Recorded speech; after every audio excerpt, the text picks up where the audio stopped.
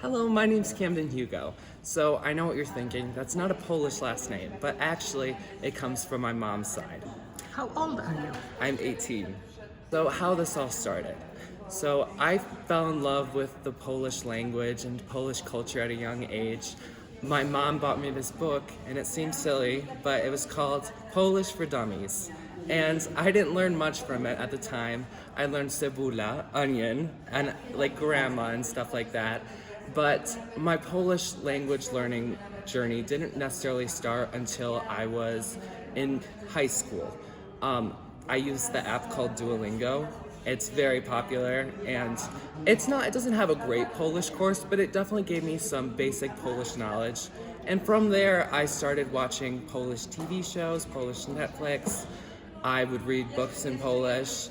I like to read Harry Potter in Polish. That's one of my favorites to read. And then, Do you have anybody to speak Polish with?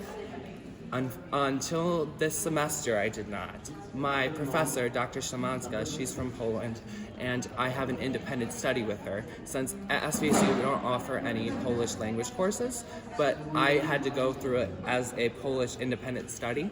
So we talk about the Polish language and its culture, and we talk all in Polish. This is your first semester at the university? Or? This is my second semester. Second semester. Second. But before that, I did dual enrollment in high school. I took language classes while I was still in high school. So actually, I studied 7 languages. That's very amazing. Which other languages did you study? I study Spanish, French, German, Russian, Czech, and Ukrainian. I really love learning Slavic languages. That's my favorite. So the reason that I decided to make a whole Slavic Heritage Month was because there is Slavic culture here, but it's nothing that you can find accessible. You have to go to the Polish masses or go to the Ukrainian masses.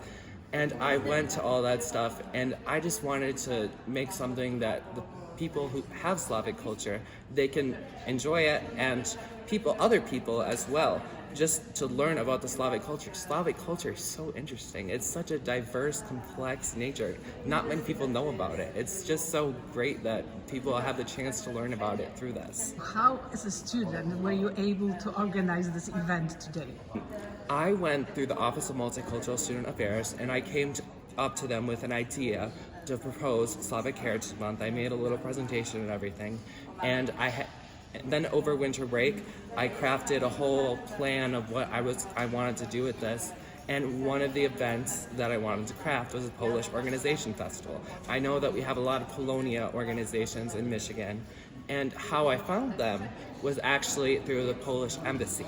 They have a list of Polish organizations, and I went and I looked at all the emails, and I sent a mass email out to all these people, trying to get people to come to SVSU and have some words with students. Did you get a good response from these emails? I know that Friends of Polish Art Yes, at first responded. they were the only one, but they were able to get in contact with other Polish organizations. And we have PNA here, Yes. and we have Piast. Yeah, that's how we organized it. So this is the very first time this event is being held. Am I correct? The Slavic Heritage Month itself it's the first time it's ever being held at SVSU. But years back, actually, in the 1980s, there used to be a Polish festival, and that's kind of where I got my inspiration for this. So that was Polish festival at Bay City? there is a Polish festival, the St. Stan's at Bay City, but there was one at SVSU about years ago when we still had the Polish programs and the Polish Student Union. It used to be a whole big thing here. Do you know if a lot of students at this university have Polish background or Slavic background? Yes, I have met many people that have Polish backgrounds. How is it going so far? Because it is a month, and I noticed that the calendar is full of events. Yes.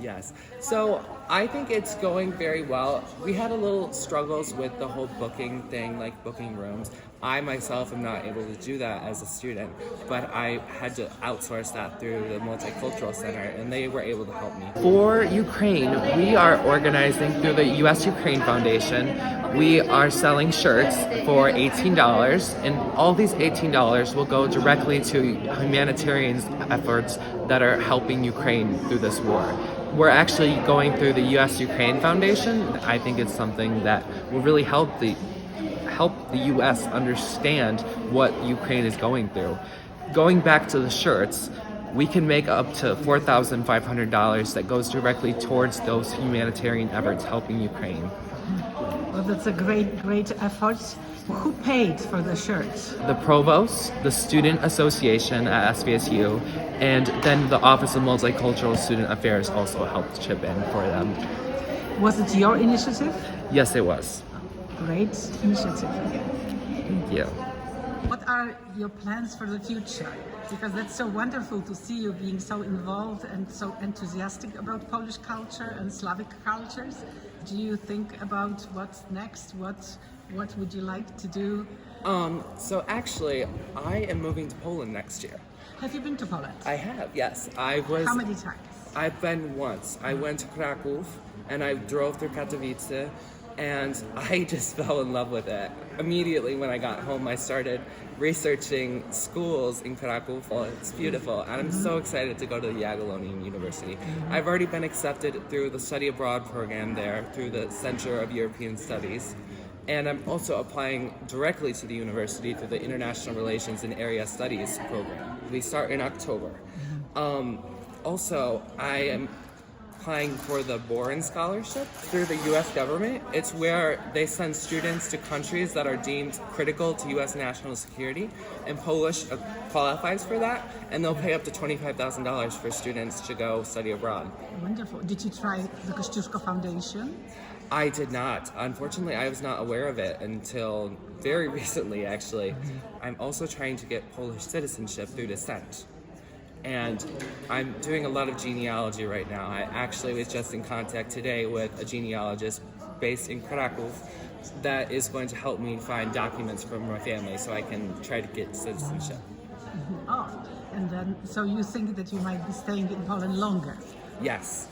So originally my plans were to become an international diplomat, but the problem with that is they move you every 4 years. So every 4 years I would having to pick up my life and I'd have to go to another country and start all over again.